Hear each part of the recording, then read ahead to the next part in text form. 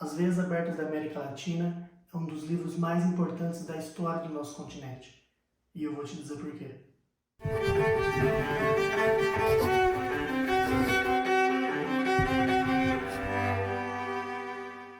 E antes da gente começar a falar sobre o livro, eu vou pedir para você se inscrever no canal, deixar o seu gostei, que isso ajuda a manter esse projeto de pé e a ajudar a gente a continuar falando sobre livros importantes e relevantes.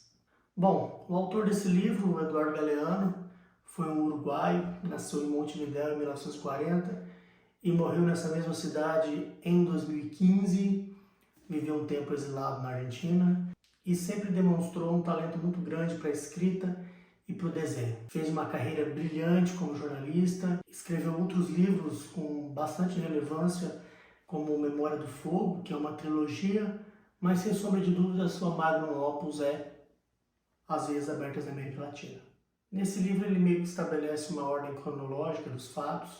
Começa, obviamente, falando do descobrimento, depois do genocídio indígena, apropriação cultural, os navios negreiros que começaram a chegar por essas terras e a exploração no sentido amplo da palavra, dos recursos naturais, sem nenhuma preocupação, sem nenhum pensamento sustentável, assim, explorar como se não houvesse amanhã.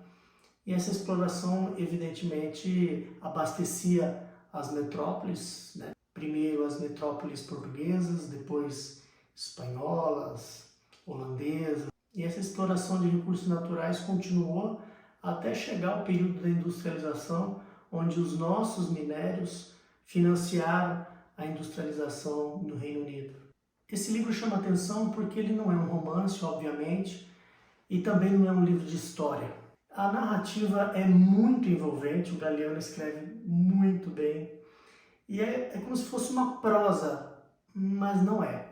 Esse livro é muito difícil de rotular, e talvez seja por isso que ele é tão atraente e segure tanto a nossa atenção. De modo particular, esse livro me tocou porque muito dos fatos que são contados aqui eu não conhecia. A gente às vezes se esquece que mora na América Latina. A gente está tão envolvido na cultura estadunidense que esquece que nós estamos mais próximos da Bolívia do que dos Estados Unidos. E sim, é chocante saber tudo que aconteceu nessas terras, saber um pouquinho do nosso passado, um pouquinho da nossa história, para que a gente não volte a repeti-lo. E para piorar um pouco a situação, como se a gente não tivesse já problemas suficientes, nós não tivemos sorte em muitas lideranças que tivemos na América Latina.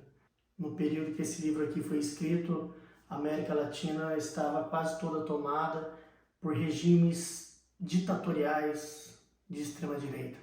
Foi por esse motivo que o Galeano teve que se exilar na Argentina, e o resultado dessas ditaduras foi que depois dela veio as hiperinflações, que nós conhecemos bem, e isso fez com que a gente sempre se tornasse refém de algum outro país.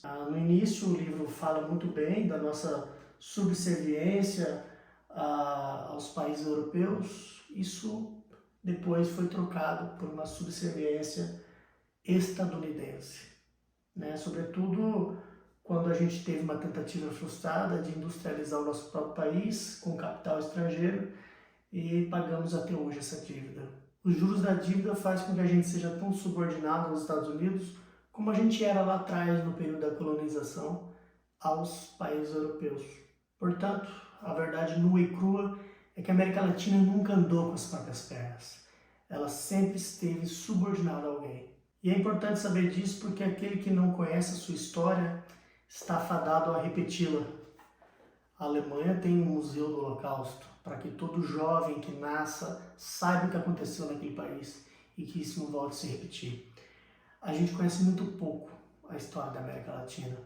E por mais que a gente tenha exemplos como o Nordeste, que teve as suas terras tão massacradas por conta do cultivo massivo da cana-de-açúcar, a gente ainda tem muitos recursos que a gente precisa preservar, como a biodiversidade da Amazônia, como o pré-sal, como o aquífero Guarani, que passa aqui debaixo de nós, que são recursos muito valiosos.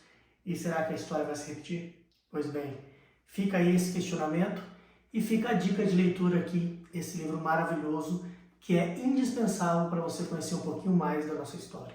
E para você que já leu As Veias Abertas da América Latina, comenta aqui embaixo o que você achou dessa obra e comentem também obras de outros autores latino-americanos para a gente trazer aqui para o canal. Eu vou ficando por aqui, um beijo para vocês e até a nossa próxima leitura obrigatória.